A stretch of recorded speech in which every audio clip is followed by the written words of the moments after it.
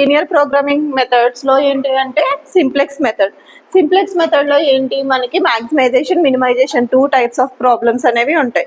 So ఇక్కడ వచ్చేసి మళ్ళీ కాన్స్టెంట్స్ వచ్చేసి 2 ఈక్వేషన్స్ ఆర్ 3 ఈక్వేషన్స్ ఉంటాయి. నేను గ్రాఫికల్ మెథడ్ లో ఏం చెప్పాను, కాన్స్టెంట్స్ 2 కంటే ఎక్కువగా ఉంటే కనుక గ్రాఫికల్ మెథడ్లో ఫీజిబిలిటీ చెక్ చేయడం అనేది పాసిబిలిటీ అవ్వదని చెప్పాను. సో మనకి ఇక్కడ అయితే కనుక 3 కాన్స్టెంట్స్ ఉన్నా సరే we can apply to simplex method. ఓకేనా, to find out the feasibility and optimality also. ఓకేనా, సో సింప్లెక్స్ మెథడ్లో 2 టైప్స్ ఏంటంటే డ్యూయల్ సింప్లెక్స్ మెథడ్ ఉంటుంది, సింప్లెక్స్ మెథడ్ ఉంటుంది. ఓకేనా, సింప్లెక్స్ మెథడ్లో ఏంటి ఫస్ట్ మనం ఆప్టిమాలిటీ మాత్రమే చెక్ చేస్తాం. ఓకే, ఆప్టిమాలిటీ చెక్ చేసేయడానికి ఉండేటువంటి దాన్ని సింప్లెక్స్ మెథడ్ అంటారు. సింప్లెక్స్ మెథడ్ డ్యూయల్ సింప్లెక్స్ మెథడ్లో ఆప్టిమాలిటీతో పాటు ఫీజిబిలిటీని కూడా ఫైండ్ అవుట్ చేస్తాం. సో అది డిఫరెన్స్ రెండింటికి, సింప్లెక్స్ మెథడ్కి డ్యూయల్ సింప్లెక్స్ మెథడ్కి డిఫరెన్స్ ఏంటి అంటే in that simplex method only we can find out the only optimality only.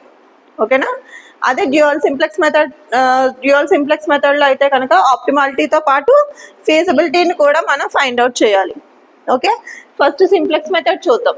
Simplex మెథడ్లో ఫస్ట్ ఈ సబ్జెక్టివ్ కాన్స్టెంట్స్కి మనం యాడింగ్ స్లాక్ వేరియబుల్స్ చేయాలి. ఓకేనా, స్లాక్ వేరియబుల్స్ యాడ్ చేయాలి. స్లాక్ వేరియబుల్స్ ఎలా యాడ్ చేస్తాము అంటే x1 plus 4x2 plus s1 equals to 8 అంటే మనం స్టాండర్డ్ ఫామ్లోకి కన్వర్ట్ చేస్తూ స్లాక్ వేరియబుల్స్ని యాడ్ చేస్తున్నాం ఇక్కడ. ఓకే, అండ్ సెకండ్ ఈక్వేషన్ వచ్చేసేసి x1 plus 2x2 plus s2 equals to 4. Condition ఏంటి, x1 x2 s1 and s2 must be greater than or equal to 0. Okay, by using slack variables we can modify the objective function అన్నమాట. అంటే ఇప్పుడు objective ఫంక్షన్లో కూడా మనకి slack వేరియబుల్స్ని add చేసుకుని modify చేసుకోవాలి. So అది ఎలా వస్తుంది అంటే max z equals to 3x1 plus 9x2 plus 0s1 0s2. This is the modified objective function. ఓకేనా, సో ఇప్పుడు మనం ఈ ఈక్వేషన్స్ అంతటిని కూడా టేబులర్ ఫామ్లోకి కన్వర్ట్ చేసుకోవాలన్నమాట. సో వాల్యూస్ని ఇందులోకి సబ్స్టిట్యూట్ చేసుకోవాలి, ఇందులోకి తీసుకొచ్చుకోవాలి. ఉన్నటువంటి బేసిక్ వేరియబుల్స్ ఏంటి, మనకి ఆబ్జెక్టివ్ ఫంక్షన్లో ఉన్నటువంటి వేరియబుల్స్. ఆబ్జెక్టివ్ ఫంక్షన్లో ఏం వేరియబుల్స్ ఉన్నాయి మనకి, x1 x2 s1. ఓకేనా, ఆబ్జెక్టివ్ ఫంక్షన్స్లో వేరియబుల్ని మనం ఇక్కడ రిప్రజెంట్ చేసాము, దాని యొక్క కోఎఫిషియంట్ వాల్యూని మనం దాని పైన వేసుకున్నాం. ఓకేనా, సో ఇక్కడ ఏం చేస్తాము అంటే మనకి యాడింగ్ వేరియబుల్స్ ఏవైతే తీసుకున్నామో ఆ స్లాక్ వేరియబుల్స్ని మాత్రం మనం ఇక్కడ ఈ కాలంలో రిప్రజెంట్ చేయాలన్నమాట. సో ఏమి యాడ్ చేసుకున్నాము, s1 and s2. So s1 s2 cost ఎంత, 0 వాల్యూ కదా, 0 వాల్యూ. సో ఇప్పుడు ఏంటంటే first equation and second equation వాల్యూస్ని మనం ఇక్కడ రిప్రజెంట్ చేయాలి. ఓకే, మనకి ఇక్కడ 2 ఈక్వేషన్స్ ఇచ్చారు కదా, 2 ఈక్వేషన్లో x1 వాల్యూ ఎంత, in the first equation 1, x2 value 4, s1 value 1, s2 value 0. ఇది వచ్చేసేసి సొల్యూషన్ కాలమా, సొల్యూషన్ కాలంలో మనం వాల్యూ వేసుకుంటాం అన్నమాట. ఫస్ట్ ఈక్వేషన్ వాల్యూ ఎంత, 8.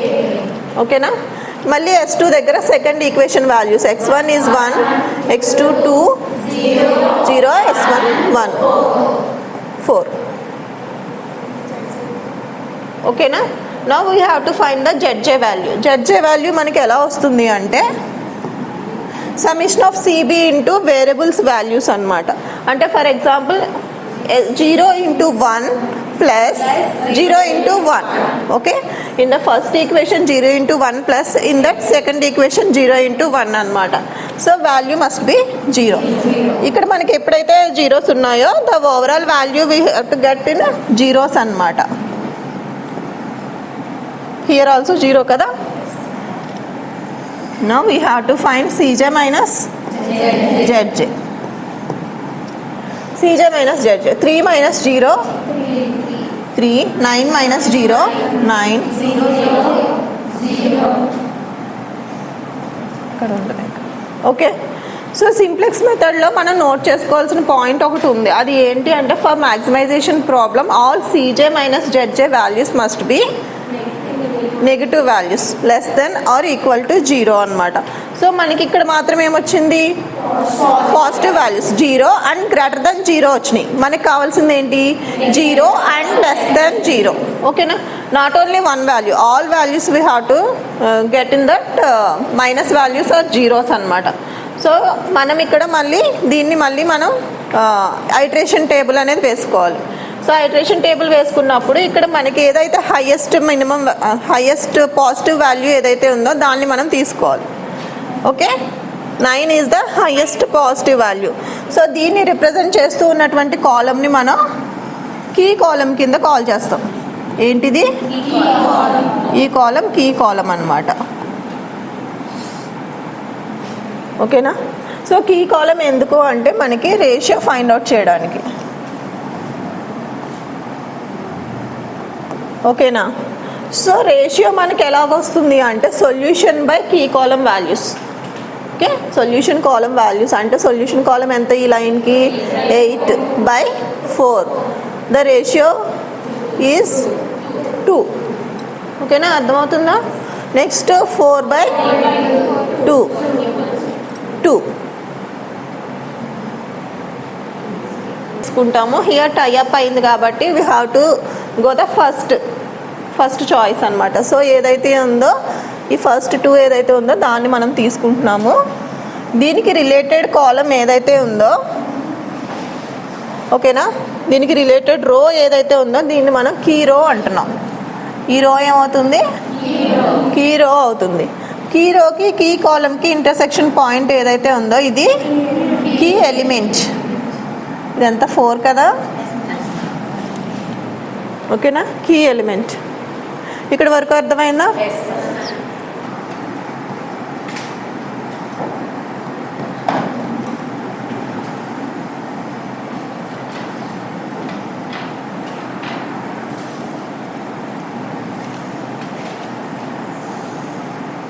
Zero zero.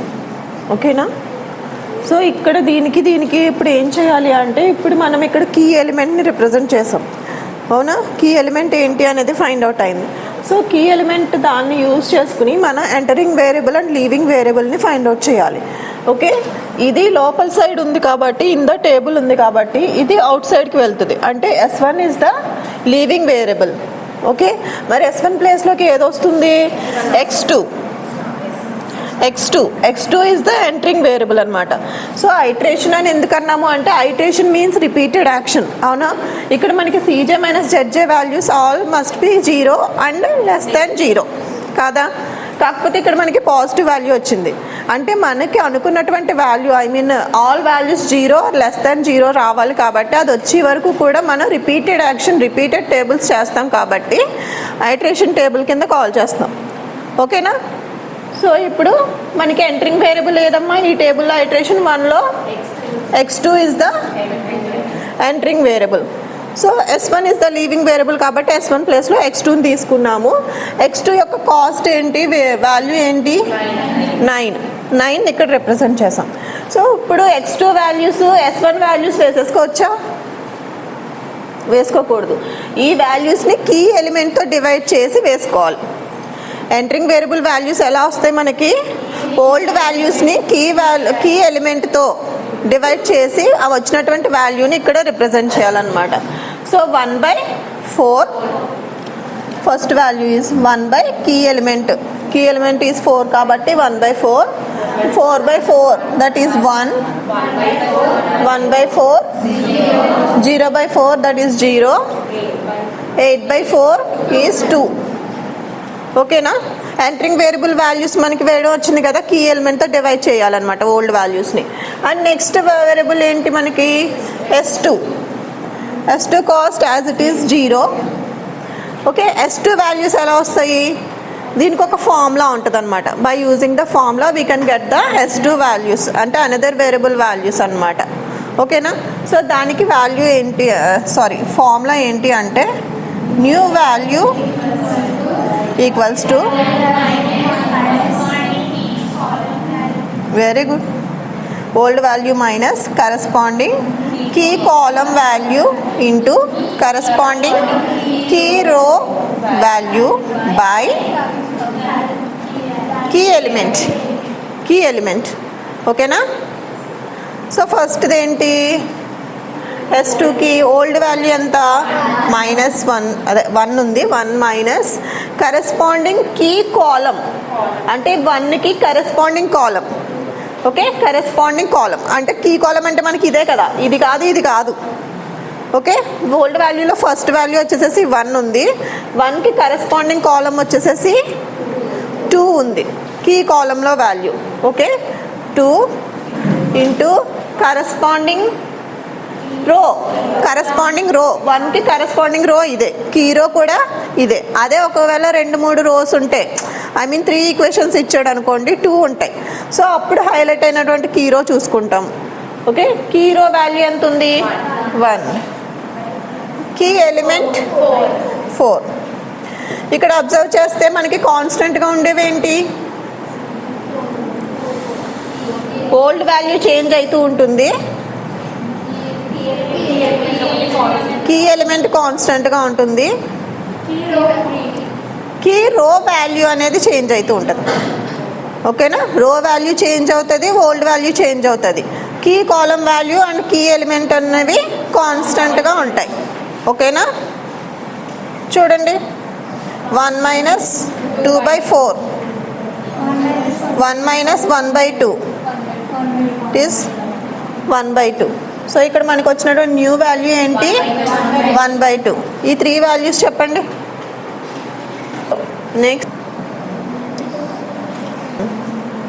Next G value అయినా ఫైండ్ అవుట్ చేయాలి. 9 ఇంటూ 1/4 ప్లస్ 0 ఇంటూ 1/2, 9 ఇంటూ 1/4,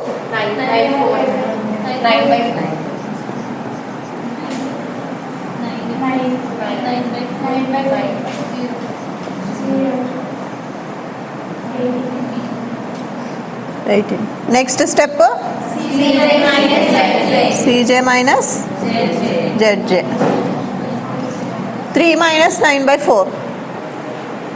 లో CJ మైనస్ ZJ వాల్యూస్ ముందు టేబుల్లో మనకి టూ పాజిటివ్ వాల్యూస్ వచ్చినాయి, ఇక్కడ చూసేసరికి 1 పాజిటివ్ వాల్యూ వచ్చింది. సో మనం దీన్నే హైలైట్ చేసుకుంటాం, దీన్నే కన్సిడర్ చేసుకుంటాం. అవునా? సో దీన్ని రిప్రజెంట్ చేస్తూ దీనికి కరస్పాండింగ్ కాలంని మనం కీ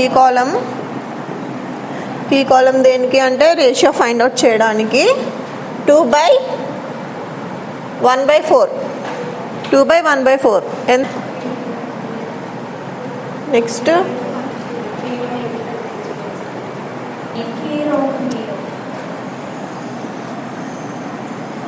సో 0ని రిప్రజెంట్ చేస్తూ corresponding 1/2 is the key element. So leaving variable ఏది, S2 is the leaving variable, x1 is the entering variable. Next table iteration 2లో మనకి x2 x1 అనేవి ఇన్సైడ్ టేబుల్లో ఉంటాయి.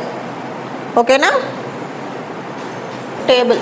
ఓకేనా, సో ఇక్కడ కూడా మనకి సేమ్ ఆబ్జెక్టివ్ ఫంక్షన్లో వేరియబుల్స్ వేసుకున్నాము, దాని కోఎఫిషియంట్ వేసుకున్నాము.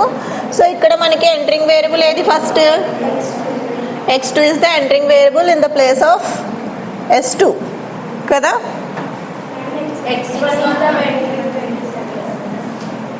డివైడింగ్ బై కీ ఎలిమెంట్ కదా, ప్రాసెస్ ఏం మారదు, సేమ్. నెక్స్ట్ 1/2/1/2 అంతేనా, అర్థమవుతుందా? హలో, నెక్స్ట్ 0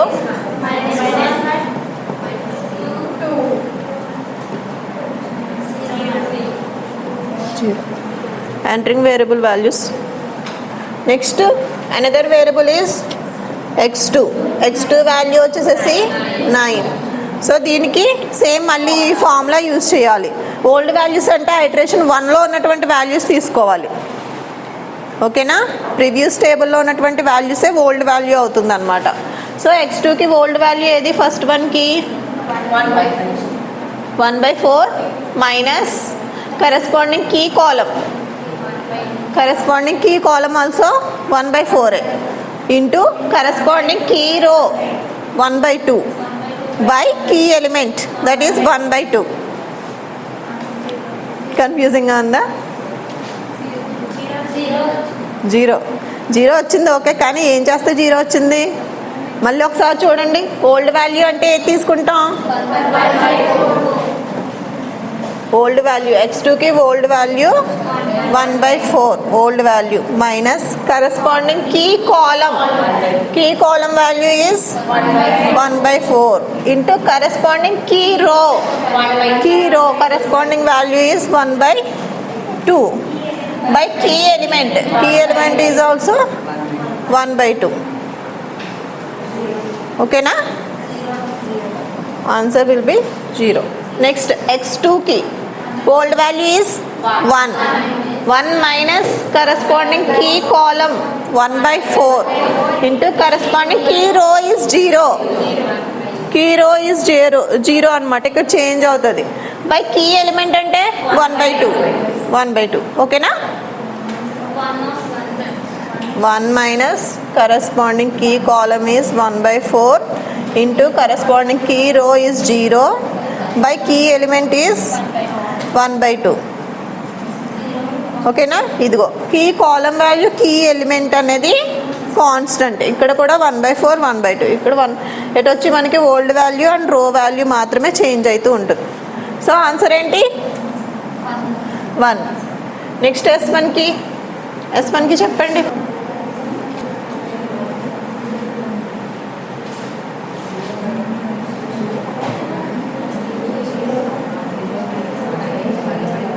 లాస్ట్ది కూడా అవసరం లేదు. ఎందుకు అంటే ఇక్కడ CJ మైనస్ ZJ కండిషన్ అనేది సాటిస్ఫై అయిపోయింది. All values are be getting minus values 0 and negative values అన్నమాట. So optimality condition is satisfied in the table iteration 2. Okay, Z optimum value is 18 అన్నమాట. 18.